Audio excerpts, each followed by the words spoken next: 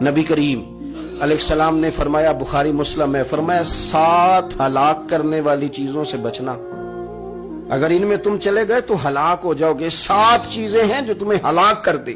یا رسول اللہ صلی اللہ علیہ وسلم وہ کون کون سی؟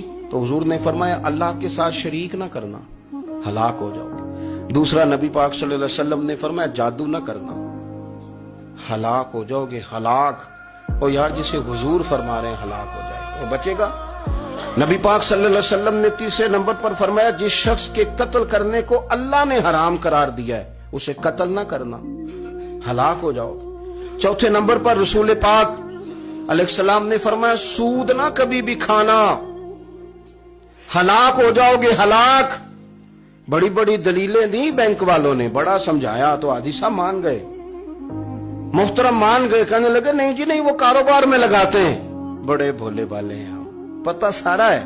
اور دیکھو سب کاموں کے باوجود مستقل بینکوں میں پیسے اس اکاؤنٹ میں رکھے ہوئے ہیں جہاں سے مستقل سود آتا ہے۔ حضور نے فرمایا نہ کرنا یہ کام۔ تو کہتے میں سود پہ پیسے لے کے کاروبار چمکاؤں گا، تیرے نبی پاک نے تو فرمایا تو ہلاک ہو جائے گا۔ تو کہتا میں مل لگاؤں گا، حضور نے تو فرمایا ہلاکت ہے۔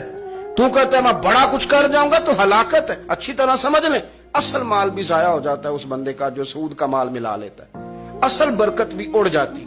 اور میرے نبی پاک صلی اللہ علیہ وسلم نے 5ویں نمبر پہ فرمایا یتیم کا مال نہ کھانا، ہلاک ہو جاؤ گے۔ اور پھر 6 نمبر پر نبی پاک علیہ السلام نے فرمایا کفر سے جہاد ہو رہا ہو تو کبھی پیٹ پھیر کے بھاگنا نہ، ہلاک ہو جاؤ گے۔